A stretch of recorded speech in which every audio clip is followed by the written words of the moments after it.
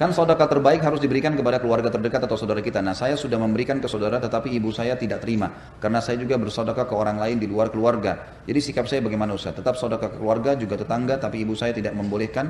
Akhirnya kalau ibu saya tanya, saya bohong. Sebenarnya berikan tanpa memberitahukan kepada ibu. Dan kita juga harus tahu dulu kenapa ibu anda nolak nih. Apa sebabnya? Kalau ibu anda nolak karena dia merasa dia lebih berhak, maka harus ibu didahulukan. Mungkin masih ada hajatnya ya. Karena pernah terjadi di dalam hadis Bukhari, pernah ada sahabat laki-laki kaya dia, tapi ada salah satu anaknya miskin, sudah berumah tangga anaknya ini. Lalu sahabat ini bawa duit, kasih ke tangannya orang miskin di depan masjid Nabi. Anaknya datang ngambil uang itu dari tangannya orang miskin. Ayahnya marah, kenapa kau ambil? Dia bilang, saya lebih pantas ayah. Saya sampai nggak punya makanan hari ini, kenapa? Anda bantu dia, nggak bantu saya gitu. Ayahnya lapor ke Nabi SAW. Lalu Nabi SAW berkata kepada si ayah, kau telah dapat sesuai dengan niatmu. Niat sedekah sudah kau dapatkan. Lalu dikatakan kepada anak, kau berhak menikmati itu. Hakmu itu ambil uang. Berarti memang di sini orang yang terdekat lebih pantas dibantu, gitu kan? Dan ingat, bantuan itu jauh lebih besar pahalanya kalau terfokus menyelesaikan masalah. Misal, saya punya zakat mal 10 juta rupiah. Ada 10 orang tetangga yang miskin. Ya? Ada 4 orang di antara mereka punya utang 2,5 juta, 2,5 juta, masing-masing 10 juta. Mana lebih baik? Saya bagi masing-masing 1 juta, tapi masalah mereka belum selesai, atau saya fokus 4 orang selesai 4 orang masalahnya, yang 4 orang selesai masalahnya, itu lebih afdal. Karena clear, dia sudah selesai dari masalah pada saat itu. Lebih baik daripada kita pecah-pecah zakat di sini 10 ribu, 10 ribu, 10 ribu, atau 100 ribu. Lebih baik 1 orang terlilit utang lunas utangnya, bebas hidupnya. Itu lebih afdal kata ulama. Jadi di sini kita lihat masalahnya, ibu anda kenapa nolak nih? Mungkin dia rasa dia lebih perlu, kan gitu. Tapi kalau misalnya memang hajat ibu sudah terpenuhi, maka anda usah bicara sama ibu, kan gitu. Kalau ditanya apakah kau bantu lagi tetangga, ya secukupnya. Untuk apa bantu gini? Ya sudah nggak usah bantah, gitu kan? Nggak usah dibantah, diam saja, gitu kan? Dan lain kali lakukan, nggak usah diberitahukan. Dan memang sama orang tua pun lebih baik kita tidak menceritakan. Mencium hajar aswad sunnah, apakah bisa haram kalau wanita berdesakan rinciannya? Jawabannya iya. Ulama mengatakan bisa jadi haram kalau dipaksakan, nggak boleh.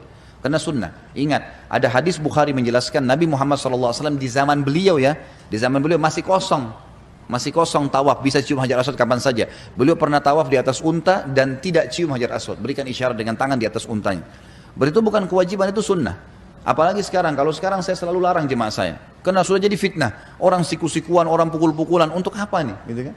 Lebih baik jangan, berikan isyarat dengan tangan selesai. Kalau memang ada kemudahan, alhamdulillah. Terutama ibu-ibu jangan, sudah secara mutlak sekarang jangan. Kecuali ada peraturan nanti diterapkan oleh kerajaan Saudi yang bisa rapi, ada antri, segala itu lain. Tapi kalau enggak maka nggak bisa. Saya kemarin sempat bicara sama salah satu teman saya di Saudi.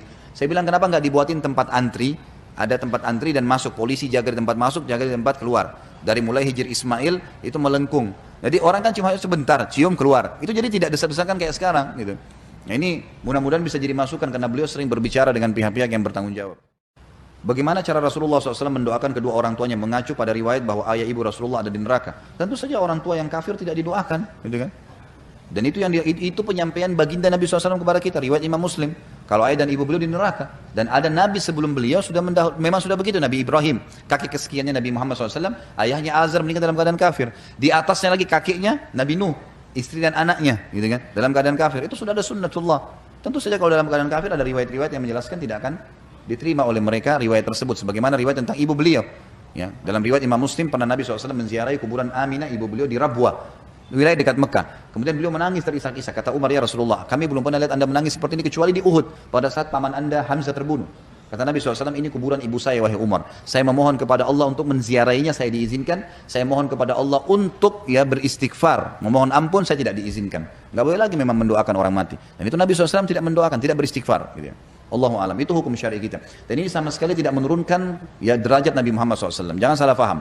Jangan anggap Nabi SAW kalau begitu berarti derajatnya terendah, masa orang tuanya kafir. Itu kuasa Allah, bukan campur tangan kita. Bapak ibu saya sarankan sibukkan diri dengan diri anda sendiri, perbanyak amal soleh. Jangan selalu protes apa yang Allah sudah turunkan sebagai hukum, bukan wewenang kita masuk ke situ.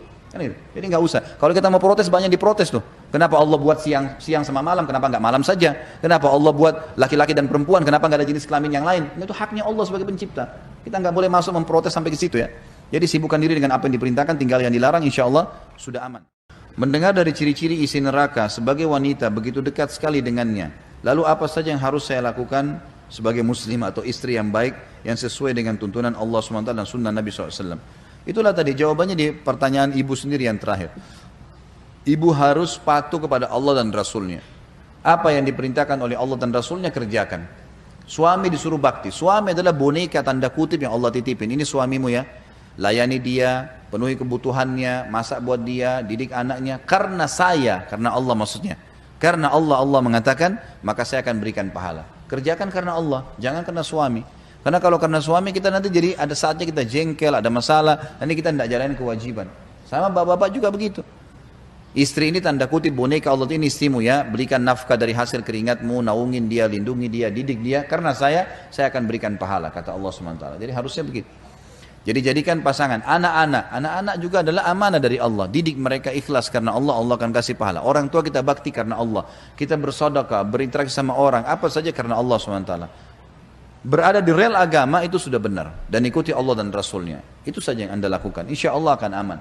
Dan sabar sedikit meninggal dunia, lakukan ketaatan. Jangan pernah terpengaruh dengan cacian orang, hinaan orang, kamu alimnya, kamu begini, biarin aja dia ngomong, gak masalah. Gitu kan? Jadi istiqomah aja di agama Allah. Dalam buku Rasulullah SAW berkisah tentang neraka, banyak dikisahkan oleh para sahabat Nabi yang mendengar sabda Nabi SAW yang kebanyakan menceritakan tentang laki-laki antara lain akan diberikan kekuatan 100 laki-laki untuk satu orang laki-laki. Masing-masing laki-laki akan diberikan 2 orang bidadari, di mana bidadari mendampingi di sampingnya, samping bahunya dan satu lagi di kakinya. Pertanyaan, bagaimana dengan wanitanya? Apakah akan dipertemukan antara pasangan suami istri di dunia? Ini bahasan tentang surga nanti ya. Akan ada bahasanya tentunya. Memang di surga ya akan ada bahasan, kita bahas masalah itu. Setiap penghuni surga laki-laki itu akan memiliki 2 orang pasangan. Itu sudah hukum Allah nanti di akhirat, gitu kan? Dan itu tidak ada lagi urusan seperti di dunia kita terbawa ego, perasaan, tidak ada. Memang di surga poligami. Memang sudah begitu. Hukumnya begitu. Nah, tinggal hukumnya, kalau ada wanita yang tidak sempat menikah di dunia, tidak punya suami, gadis tua meninggal, maka dia akan menikah dengan salah satu penghuni surga, gitu kan? Kalau ya ada wanita yang cerai sama suaminya, kemudian dia nikah sama laki-laki lain, dia akan ikut dengan laki-laki atau suami terakhirnya, gitu kan? Dan nanti di surga sudah nggak ada lagi kayak di dunia, mungkin ada perasaan, oh dia nikah sama orang lain nih, udah nggak ada lagi, perasaan sudah hilang. Semua orang hatinya akan seperti Ayyub alaihissalam. Dalam hadis dikatakan, ya, penghuni surga akan seperti Adam alaihissalam kalau laki-lakinya, gitu kan, tingginya, kemudian perempuannya seperti Hawa, dan wajah mereka seperti Yusuf, serta hati mereka seperti Ayyub. Artinya Allah akan berikan kelebihan-kelebihan fisik, gitu. Nah, kelebihan wanita dunia, mereka kalau beriman, mereka akan jadi pemimpin wanita di surga, pemimpin wanita di surga. Kata Nabi SAW dalam hadis, nanti kita pelajari di dalam surga itu sebenarnya ya.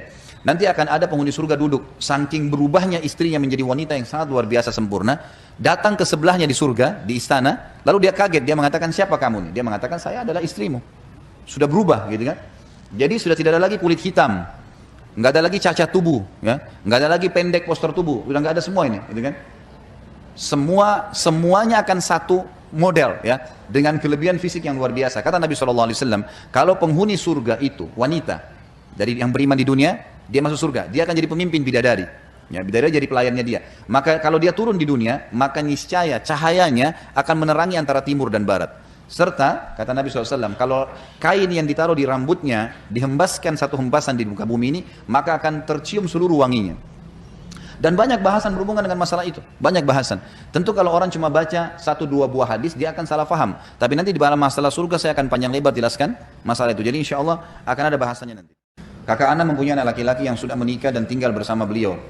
Tapi anak laki-lakinya suka memarahi ibunya. Jika mantu perempuannya dinasehatin, anak laki-laki tidak terima. Sekarang kakak Ana tinggal bersama Ana. Mohon nasihatnya Ustaz. Tentu anak itu harus dinasehatin. Dan harus dilihat juga, kita harus adil ya. Siapa yang salah diluruskan, siapa yang benar didukung, gitu kan? Harus begitu. Lihat kakak Anda ini salah atau enggak gitu. Memang sebenarnya paling ideal dalam rumah tangga tidak bersatu. Jangan bersatu rumah tangga, gitu kan? Bapak Ibu di sini kalau sudah punya anak laki-laki, sudah menikah, jangan dipaksain. Ibu jangan bilang tetap kau tinggal serumah sama ibu ya, jangan. Karena ibu punya selera, anak mantunya ibu punya selera. Enggak boleh disatuin memang. Biarin anak ibu kontrak, enggak apa-apa. Kita bantu kontrakannya iya, kunjungin sesekali iya. Kalau mereka punya masalah dibahasakan dan butuh jawaban, kita bantu. Tadi ibu jangan masuk ke rumahnya anaknya ibu kemudian masuk ke dapur, kok begini nih piringnya, kok warna ini, kok masaknya ini aja buat anak saya, dan ini bukan urusan ibu nih. Jangan.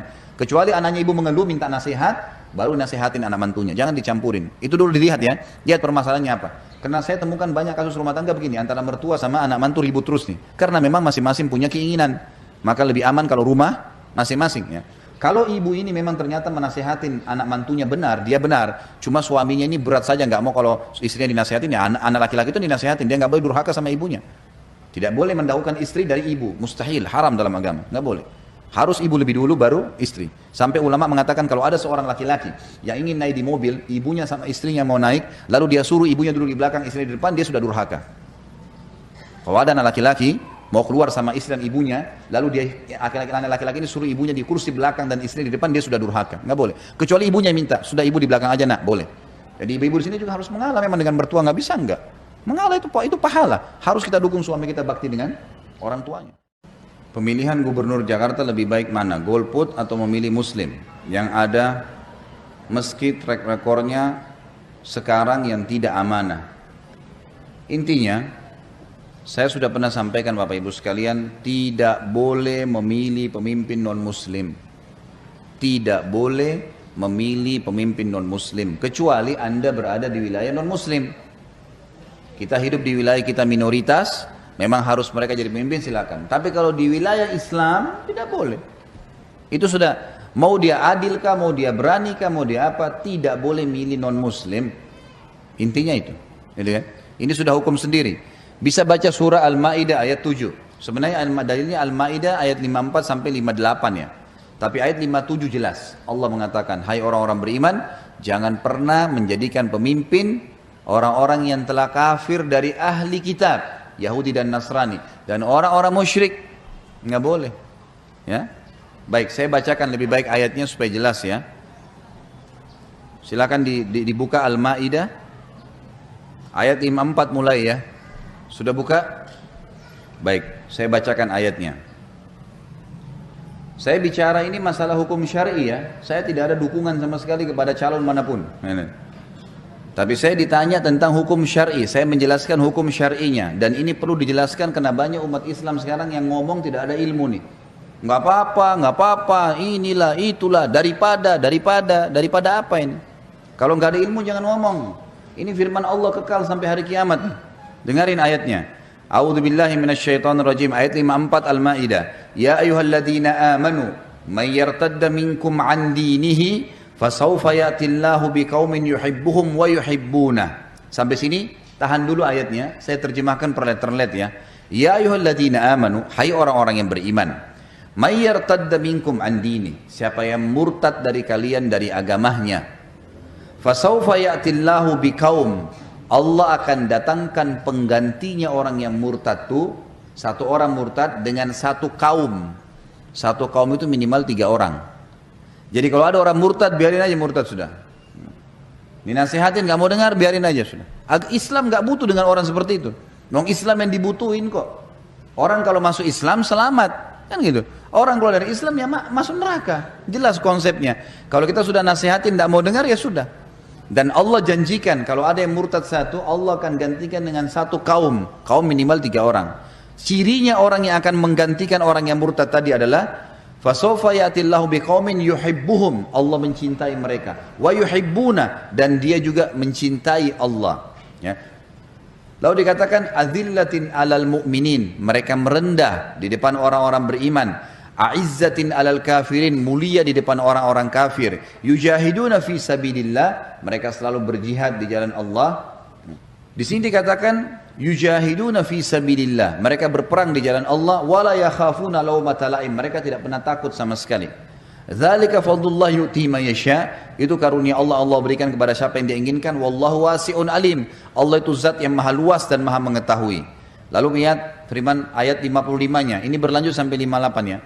Innama waliyukumullahu wa rasuluhu walladzina amanu, sesungguhnya penolong kalian, tempat kalian bersandar adalah Allah, Rasulnya, dan orang-orang yang beriman.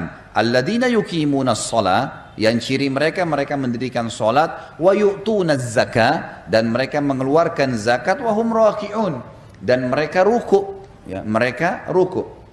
Ayat 56, mereka salat maksudnya. Wa may yatawallallaha wa rasulahu, siapa yang menjadikan Allah dan Rasulnya sebagai tempat pelindungnya, bersandarnya, maksudnya tempat rujukan. Allah Rasulnya bilang pilih yang ini, kita pilih yang ini. Enggak, haram, halal, menurut Allah dan Rasulnya.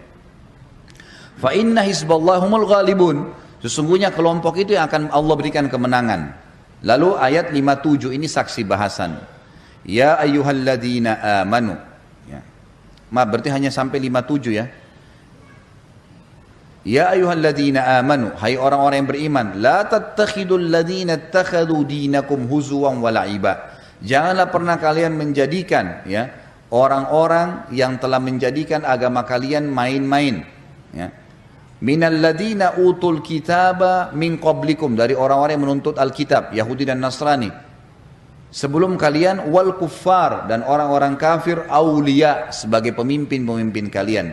Wattaqullah, bertakwalah kepada Allah, in kuntum mu'minin, kalau kalian benar-benar orang yang beriman. Dan masih ada banyak ayat-ayat yang lain berbicara masalah ini ya.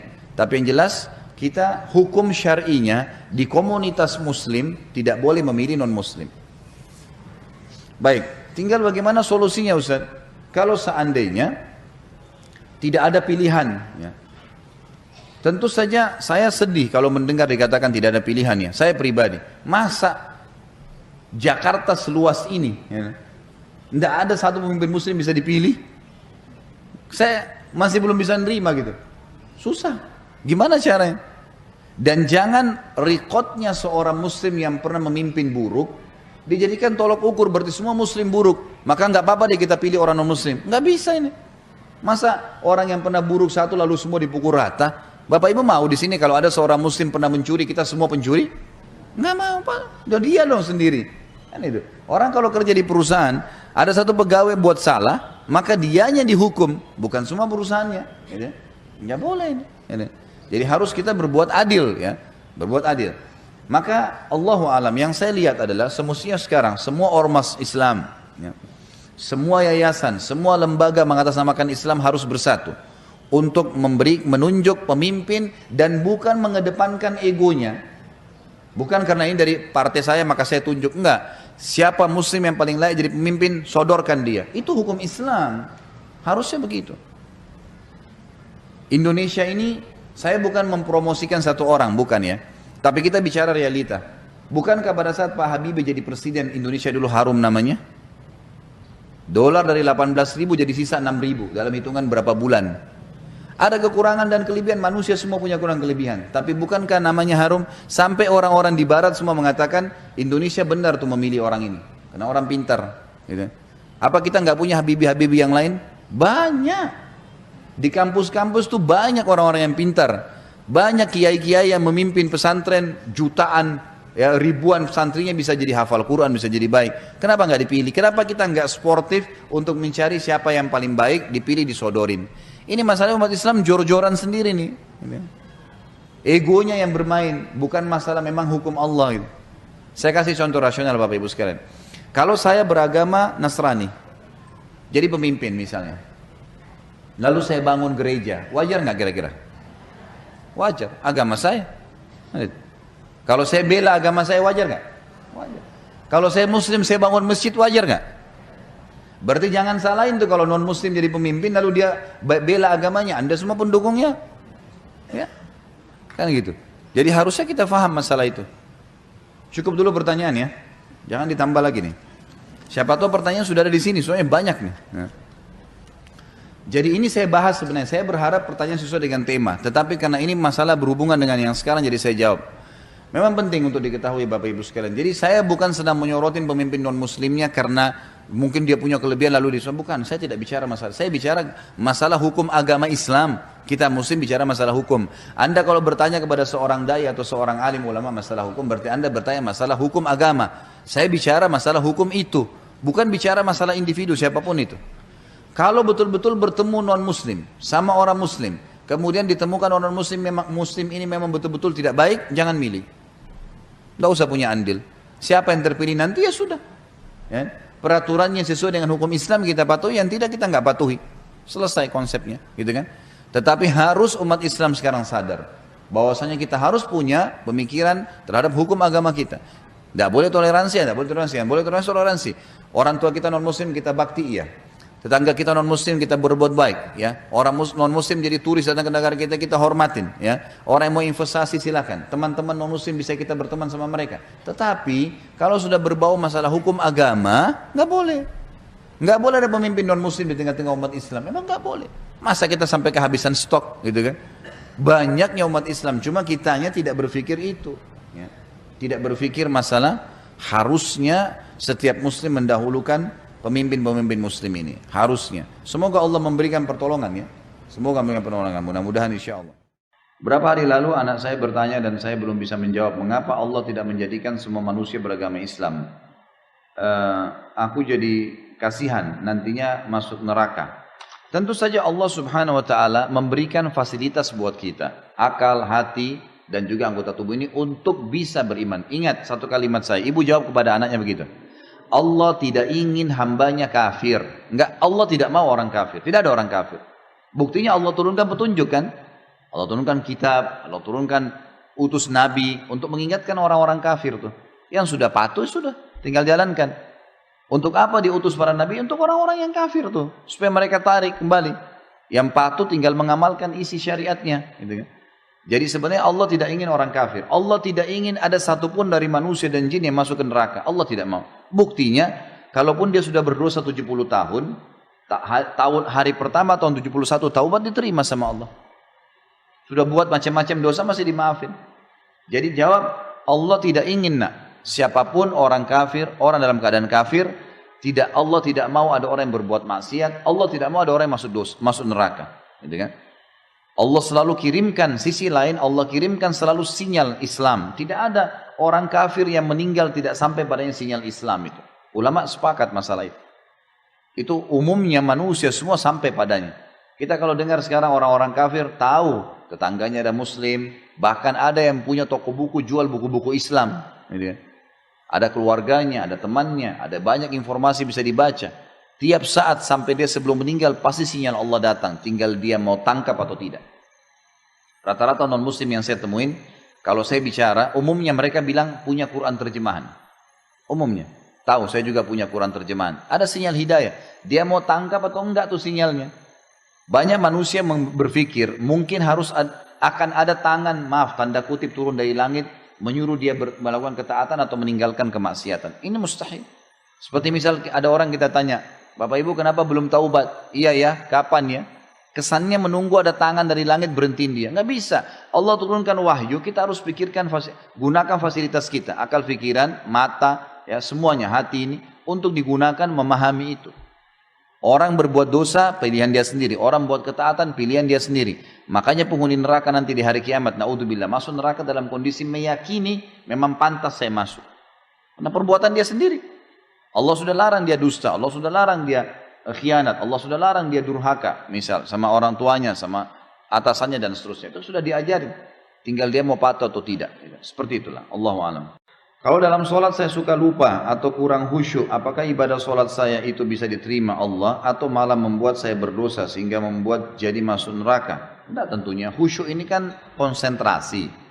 Ada orang yang full khusyuknya, Masya Allah bagus, pahalanya maksimal dan caranya sederhana. Cara untuk khusyuk adalah yakinlah semua gerakan dan bacaan sholat berpahala. Jangan kasih peluang sama syaitan. Bapak Ibu lagi baca Alhamdulillahirrahmanirrahim, hadir, Ar-Rahmanir Rahim, konsentrasi, Malik Yaumiddin. Begitu iyyaka na'budu wa iyyaka nasta'in sampai waladhdallin hilang, menghayal. Oleh syaitan dibuat menghayal, ingat kunci, ingat janji, ingat ini, ingat makanan. Maka pahala itu hilang, karena gak hilang, kena konsentrasi kan. Nah, jangan kasih syaitan, coba deh konsentrasi, lawan, memang harus begitu. Dan kita kalau lagi pengen apapun, gitu kan? Misal lagi pengen makan ayam atau pengen makan daging, tapi kebetulan memang yang kita punya hanya nasi sama tempe. Caranya gimana supaya nikmat? Jangan ingat itu. Jangan ingat ayam. Ini loh tempe sekarang, gitu kan? Saya nikmatin apa yang sedang dikerjakan. Maka itu akan luar biasa. Gitu. Itu ditarik dalam semua lini kehidupan insya Allah. Mengenai syafaat, bagaimana dengan para wanita yang bertabarruj? Tabarruj ini maksudnya terlihat auratnya ya. Dikatakan mereka tidak akan bisa mencium wanginya surga dari jarak sekian dan sekian. Apakah mereka juga bisa memberikan syafaat dari Allah? Tentu saja yang dimaksud dengan tidak bisa mencium bau surga adalah mereka kalau meninggal tidak sempat taubat, mereka akan mendapatkan hukuman, gitu kan? Mencium bau surga di sini masuk dalam timbangan amal, dilihat lagi timbangan amalnya. Kalau timbangan amalnya lebih banyak, ya, lebih banyak misalnya ya, misal pun maka itu mungkin dia masih bisa selamat. Tapi memang membuka aurat dosa besar ya. Dosa besar. Jadi kalau setiap hari dia lakukan sama, tidak ada bedanya antara Perempuan buka aurat dengan berzina, nggak ada bedanya. Nggak ada bedanya antara buka aurat dengan riba. Dosa besar semua.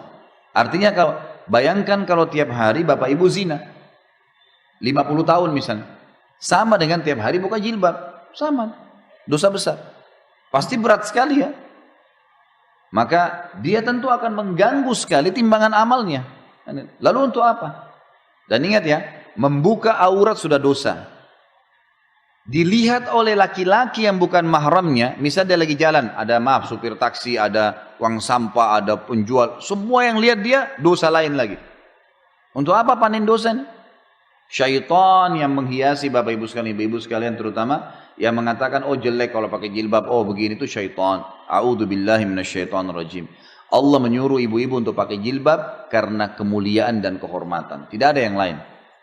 Karena Allah SWT mengatakan dalam Al-Quran, "Dzalika adna alla yu'zain." Tujuan jilbab itu, hijab, agar mereka tidak diganggu.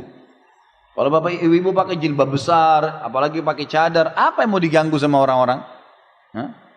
Paling assalamualaikum. Tapi kalau orang pakai celana jeans ketat, orang pakai baju ketat, ya wajarlah diganggu. Dan kata para ulama, kalau ada orang wanita sudah jaga hijabnya, lalu diperkosa oleh penjahat, dia dapat pahala, yang perkosa dapat dosa. Tapi kalau ada wanita sengaja memamer auratnya dan diperkosa, dua-dua dapat dosa. Dia penyebabnya. Untuk apa tidak pakai hijab? Was-was syaitan, itu dosa besar. Dan itu cara yang paling gampang syaitan untuk menyesatkan kaum wanita. Hati-hati. Jadi kalau dia meninggal tidak pakai hijab, Allahu a'lam, kemungkinan dia akan masuk, berat kan dosanya.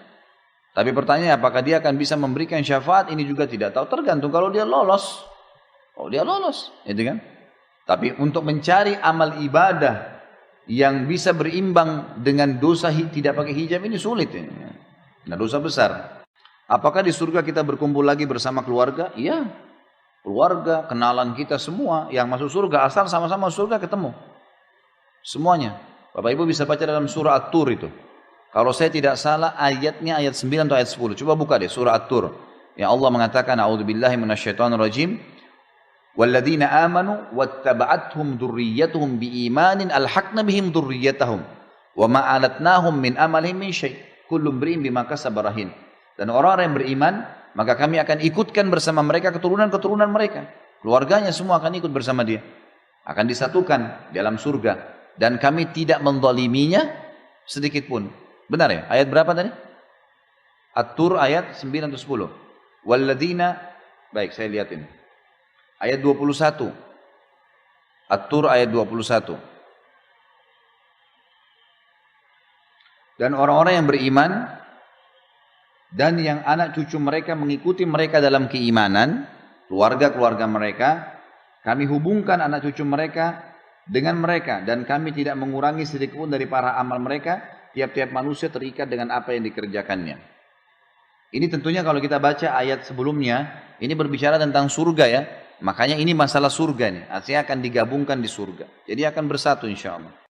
Tolong penjelasannya surah Yunus ayat 3. Dia bersemayam di atas arsh untuk mengatur segala urusan. Karena banyak yang beranggapan bersemayam layaknya manusia. Terima kasih.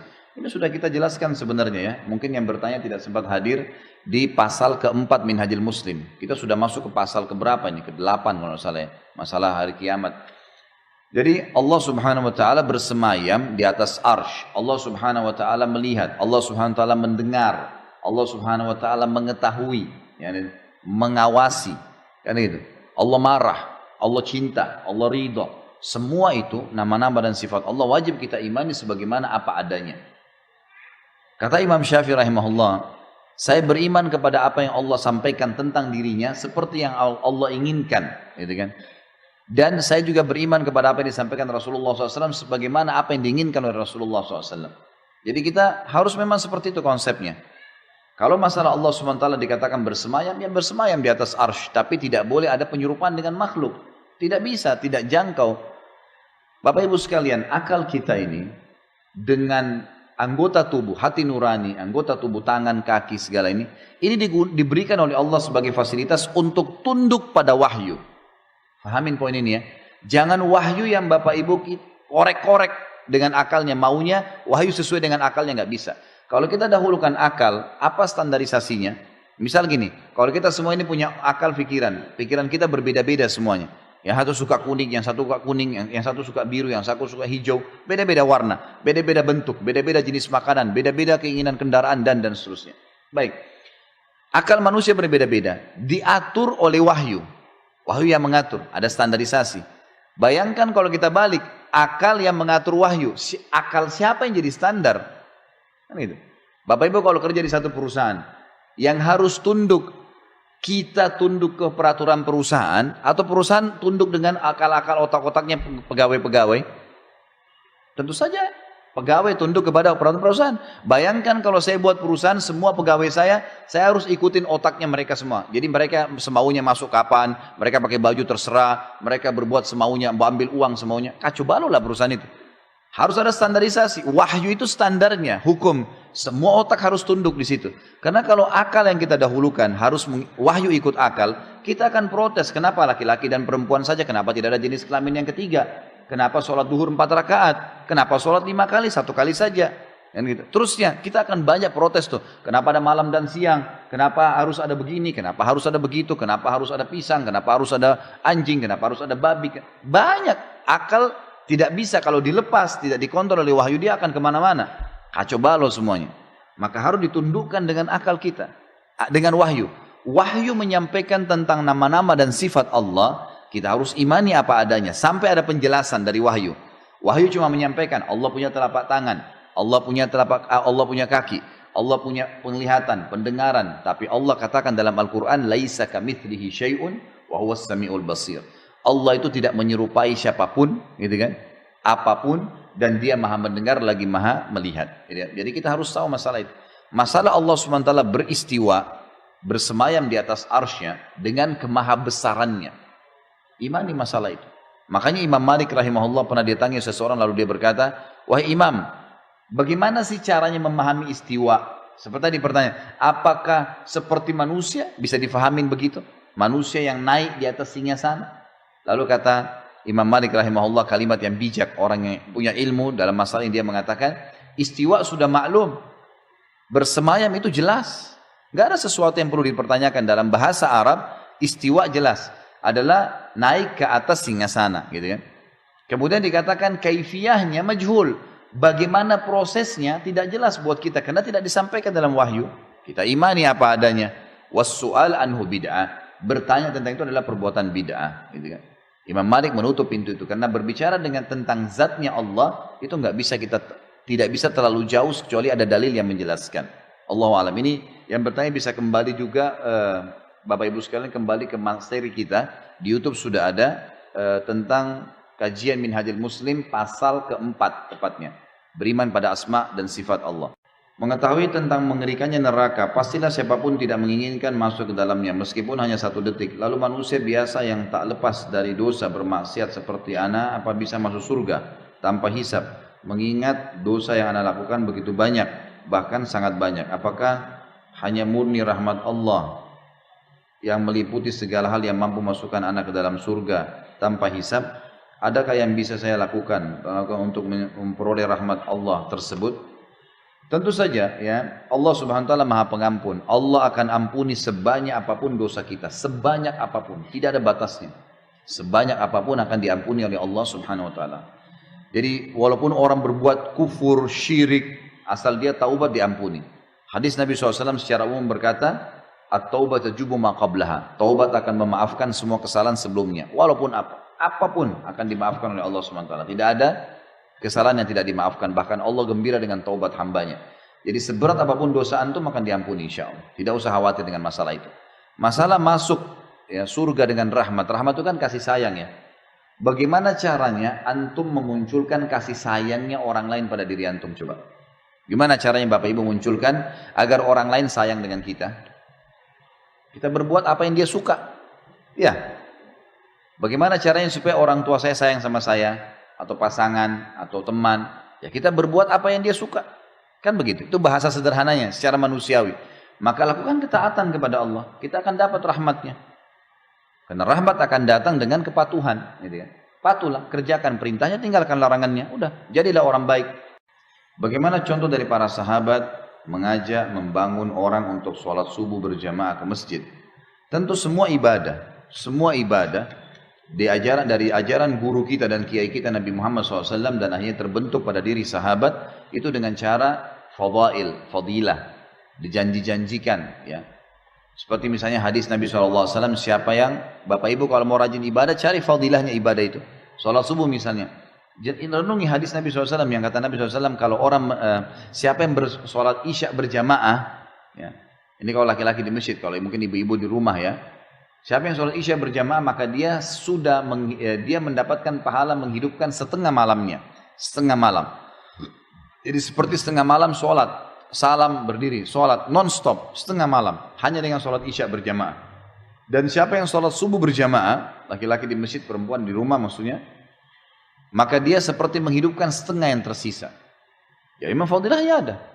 Seperti kita setengah malam, berapa jam tuh? Kalau 12 jam malam dari maghrib sampai subuh, berarti 6 jam sholat non-stop, hanya dengan sholat subuh berjamaah. Kenapa kita nggak lakukan? Misal, dalam hadis yang lain dikatakan, kata Nabi SAW, siapa yang sholat subuh berjamaah, tapi ini ada bahasan tentang masalah masjid ya. Siapa yang sholat subuh berjamaah di masjid, maka dia akan dijamin diselamatkan dari syaitan dan keburukan pada hari itu. Sampai kata ulama, jangan pernah tinggalkan subuh berjamaah. Itu penting. Karena dijamin sampai besok subuh lagi aman. Dari segala hal. Belum lagi banyak fadilah-fadilah yang lain. Jadi tentunya baca fadilah. Bapak Ibu kalau mau rajin ibadah, cari tahu fadilahnya ibadah itu. Itu saja. Orang yang mati syahid semua perkara diampuni kecuali utang. Bagaimana cara kita jika pernah berhutang dan lupa akan hutang kita? Jika tidak ditagih dan kita lupa, bagaimana cara memohon ampunan pada Allah dalam perkara ini? Tentu saja masalah utang Bapak Ibu sekalian, lakukan satu hal ya. Jangan pernah utang kecuali darurat. Itu dulu. Kalau darurat sekali baru utang. Kalau enggak jangan utang. Kebanyakan orang membuka pintu utang ini karena mau melampaui kebutuhannya. Melampaui kapasitasnya. Mau karena gengsi, mau karena ya dipuji oleh orang, akhirnya memaksakan harus ganti mobil baru, harus pindah rumah yang lebih besar, harus begini. Kapasitas kita itu tempat tidur 1 kali 2 meter. Kalau kita mampu, silahkan. Tapi kalau maksain diri sampai utang ini bahaya nih. Jangan buka pintu utang kecuali darurat. Emang kalau kita nggak utang berbahaya buat kita. Kalau masih bisa makan Bapak Ibu sekalian, masih bisa tidur, sudahlah. Dunia sebentar kita akan laluin, untuk apa berlebih-lebihan di situ? Tetap ikhtiar ya, tetap berusaha bekerja, apalah sampai dapat yang terbaik silahkan. Tapi jangan sampai buka pintu utang, karena bahaya. Kalaupun buka pintu utang, laksanakan sabda Nabi SAW. Kata Nabi SAW, kalau seseorang berutang, niat dari awal mau membayarnya, Allah akan mudahkan dia membayarnya. Tapi kalau seseorang dari awal niat utang tidak mau membayar, Allah akan persulit dia membayar. Jadi niat dari awal mau membayar, tidak mau menipu memang. Ingat hadis juga yang pernah saya katakan, kalau seseorang laki-laki menjanjikan, iming-imingkan seorang wanita, kalau nikah sama saya kasih mobil, saya kasih rumah, saya kasih begini. Atau perempuan sebaliknya, kalau kau nikah sama saya akan patuh, saya akan soleh, saya akan soleha, saya akan begini. Ternyata dia dusta, hanya untuk menghalalkan kemaluan pasangan itu. Laki-laki atau perempuan ya. Si laki-laki iming-imingkan perempuan karena dia suka, maka dia menjanjikan halal yang dia dusta. Si perempuan karena suka sama laki-laki dijanjikan juga kedustaan. Maka dan dia tahu dia dusta, Allah tahu dia dusta, dia akan bertemu dengan Allah sebagai seorang pezina, walaupun itu sudah jadi pasangan halalnya. Begitu juga dengan kata Nabi SAW, siapapun yang utang dengan seseorang, lanjutan hadisnya, lalu dia berkata, saya akan memberikan begini dan begitu. Misal saya akan bayar sebulan tepat, saya akan investasi yang benar, saya akan, tapi dia dusta, dia tahu diri dusta, Allah tahu dia dusta, dia akan bertemu dengan Allah sebagai seorang pencuri. Tetap akan dihukum oleh Allah SWT. Jadi harus hati-hati, kan gitu. Ini saya kasih kronologis tentang utang dulu ya. Jadi jangan buka kecuali darurat, kalau buka pun niat dari awal mau membayar, itu penting. Adakah dari umat Nabi Muhammad SAW yang kekal dalam api neraka? Kalau dia meninggal Islam tidak ada. Semua orang Islam yang syahadat masuk surga. Semuanya. Makanya tadi dibilang dikeluarkan dari neraka walaupun seperti biji sawi. Tapi dibakar dulu. Asal dia tidak batalin keislamannya ya. Ada pembatal keislaman seperti dia murtad, dia berbuat kemusyrikan, dia munafik, pura-pura Islam, Muslim, tapi lain. Ini kalau dia murni ahli tauhid namanya. Artinya betul-betul tahu ada Tuhan namanya Allah, Tapi memang dia nggak pernah sholat, dia nggak pernah buat ibadah-ibadah yang lain. Tidak ada indikasi yang membuat dia kufur ya. Seperti dia meninggalkan sholat karena tidak ngerti, tidak pernah ada yang pandu. Kan itu. Ada satu dai di Mesir ini tidak jauh dari kota-kota besar Mesir, di pedalaman dia masuk, dia kaget dan diangkat di YouTube tapi masih dalam bahasa Arab. Di situ ibu-ibu banyak pakai cadar semua, pakai jilbab, pakai cadar Muslim, gitu kan, di perkampungan. Tapi begitu disuruh mengaji baca Al-Quran tidak ada yang bisa baca. Ditanya jumlah rakaat sholat berapa, tidak tahu, nggak pernah sholat. Sampai ada seorang ibu bilang, kami ini sama dengan binatang, nggak ngerti apa-apa, ngomong gitu. Kami nggak ada yang pernah ajar kami. Nah itu rupanya sudah turun temurun mereka begitu. Cuma tahu saya namanya Aisyah, namanya Muhammad, tapi tidak tahu ibadah. Ada orang-orang yang begini nih, karena tidak terpandu ya, tidak ada, mereka tidak tahu, putus kontak dari teknologi pun tidak ada.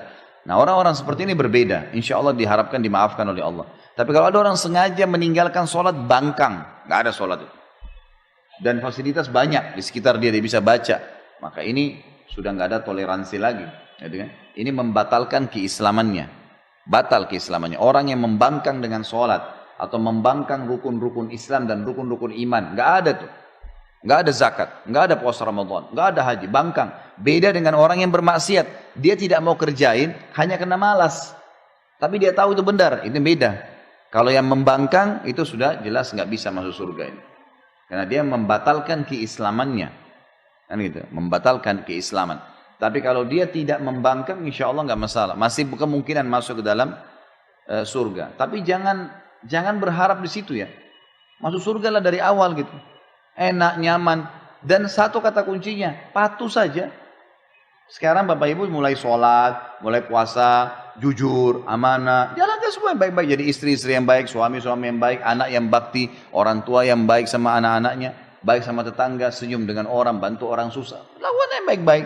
Patuh meninggal masuk surga. Gitu kan? Untuk apa kita pikir masuk neraka dulu? Susah itu. Ambil korek gas saja, bakar jari kita, korek gas kecil sudah panasnya luar biasa. Bagaimana kalau dibakar di neraka semuanya api? Itu parah sekali ya. Apalagi tidak ada kematian. Orang hangus-hangus. Belum bisa ngomong, kesakitan. Kita jelaskan kemarin masalah makanannya, masalah minumannya. Parah sekali. Minumannya nanah, darah. Gitu kan? Air panas, timah mendidih, timah yang dicairkan. Untuk apa ini semua? Hanya untuk berzina sejam? Hanya untuk mencuri berapa juta? Untuk apa? Nggak ada manfaatnya gitu. Maka lebih baik lakukan ketaatan. Saya mau tanya Ustadz, saya malam kemarin taklim. Kata Ustadznya ada 3 mazhab imam yang bilang baca Al-Fatihah kepada yang meninggal nyampe. Dan tahlilan itu bid'ah hasanah. Gimana tuh Ustaz cara kita menyikapinya? Tentu saja tidak pernah ada riwayat hadis yang menyebutkan bahwasanya Al-Quran akan sampai kepada orang mati. Tidak pernah Nabi mengatakan Al-Fatihah kepada Hamzah, Al-Fatihah kepada Khadijah. Tidak pernah ada riwayat itu kan? Tapi ada ijtihad ulama yang mengatakan sampai kalau orang baca Al-Quran kepada orang mati. Itu ijtihad. Tidak berlandaskan dengan dalil. Imam Syafi'i rahimahullah malah tegas dalam masalah ini. Yang kita banyak dipegang di Indonesia madhabnya, beliau malah tegas mengatakan tidak sampai, gitu kan? Tidak sampai. Tapi ini karena khilafiyah, kembali kepada individu masing-masing, gitu kan? Kalau saya pribadi lebih berhati-hati, Sesuatu yang sudah pasti-pasti, kayak sedekah, doa, udah pasti, udah kita kerjakan. Sesuatu yang belum pasti, minimal tidak ada dalil khusus menjelaskannya, maka sebaiknya kita hindari. Kan itu. Allahu a'lam. Itu yang saya tahu. Kemudian kalau masalah dikatakan bid'ah hasanah, istilah bid'ah hasanah tidak semua juga ulama mengatakan itu. Bahkan Nabi SAW mengatakan kullu bid'atin dhalalah. Semua bid'ah itu sesat kata Nabi SAW. Itu sabda Nabi bukan kata saya. Kalau ada yang mengatakan bid'ah hasanah, maka berarti itu ijtihad, gitu kan? Itu ijtihad. Ya semoga saja kita lebih baik kembali kepada perbuatan yang disunnahkan. Ya. Karena ibadah yang ada perintahnya terlalu banyak. Lalu untuk apa kita buat ibadah yang tidak ada perintahnya gitu? Boleh tidak kita bersalaman dengan lawan jenis menggunakan sarung tangan atau dialas dengan jilbab panjang?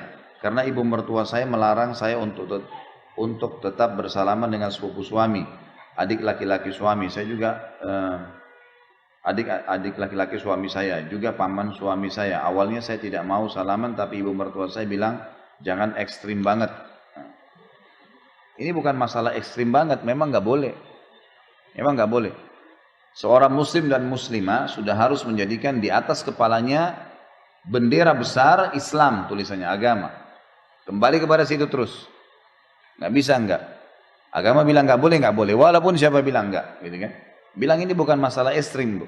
Ini bukan masalah ekstrim, tapi ini masalah agama larang. Dengarkan hadisnya, kata Nabi SAW, la yut'ananna ahadukum bimikhyatin min hadid khairun lahu min an tamassu yaduhu imra'atun la tahillulah. Hadis sahih. Seseorang di antara kalian ditusuk dengan besi yang tajam, jauh lebih ringan baginya. Maksudnya hukumannya hari kiamat. Lebih ringan baginya, hari kiamat lebih berat daripada itu. Ya. Lebih ringan baginya ditusuk dengan besi yang tajam di dunia daripada hukumannya yang datang nanti hari kiamat. Bagi siapapun yang menyentuh atau orang yang menyentuh tangannya dengan wanita yang tidak halal buat dia. Emang nggak boleh. Kata Nabi SAW, inilah usafihun nisa. Saya tidak pernah menyalami wanita yang bukan mahram. Gitu kan. Memang larangan Nabi SAW. Jadi kita berikan isyarat memang tidak boleh. Dilarang bersalaman sini ada pelapis, nggak ada pelapis sama saja. Itu umum, larangan. Jadi sebaiknya jangan gitu kan. Tegur sapa, assalamualaikum, iya, orang salam kita jawab iya. Apa kabar? Baik, alhamdulillah, jawab biasa gitu kan. Tapi adab-adab syar'i dijaga. Salaman ya itu tidak ada gitu kan. Kontak mata itu tidak ada dan seterusnya, itu hal-hal yang diperintahkan. Saya baru tahu kalau untuk sholat dan wudhu itu nggak perlu diucapkan niat sholat dan niat wudhu. Tapi kadang saya masih sering terucap dengan lisan. Apakah saya berdosa? Saya takut hal ini masuk dalam hal bid'ah. Sebenarnya ini khilaf di antara ulama. Tapi pendapat jumhur ulama memang tidak ada lagi lafadz niat gitu kan. Memang niat itu dalam hati. Karena tidak pernah dinukil dari Nabi SAW. Beliau mengucapkan dengan lisannya. Gitu. Dalam madhab Syafi'iyah sebagian ulama yang menisbatkan diri pada Syafi'iyah, Imam Syafi'i mengatakan diucapkan dengan lisan pelengkap niat dalam hati, sebagai pelengkap, bukan asasnya. Makanya dalam mazhab Syafi'iyah pun kalau seandainya ada orang niat dalam hati tapi tidak sempat niat dengan lisannya, gitu kan? Maka dia sah sholatnya. Tapi kalau ada niat dengan lisannya, hatinya nggak niat, maka berarti tidak sah. Ya. Jadi ini pemahaman yang mesti memang diperbaikin. Lebih baik tentunya diniatkan cukup dalam hati dan tidak ada lafaz khusus. Karena tidak pernah ada riwayat Nabi SAW yang mengatakan usolli fardhu salat, bacalah usolli fardhu salati duhur, nawaitu shauma ghadin. Tidak pernah ada riwayat hadis begitu. Emang itu dibuat ya untuk menguatkan niat dalam hati. Ya, karena ini tidak pernah dicontohkan, maka sebaiknya dijauhi. Gitu. Jadi nggak usah ada lafaz ya. Kita kalau Bapak Ibu sebentar mau sholat duhur, begitu wudu lalu mau sholat duhur, berarti sudah niat sholat duhur kan gitu. Udah niat itu dalam hati, Allahu Akbar, takbir. Nggak usah, kalau kita lagi jadi imam, kita nggak usah lagi mengatakan imaman, karena sudah waktu maju sudah niat mau jadi imam. Waktu jadi makmum nggak usah lagi bilang makmuman, karena sudah kita jadi makmum memang. Seperti itulah.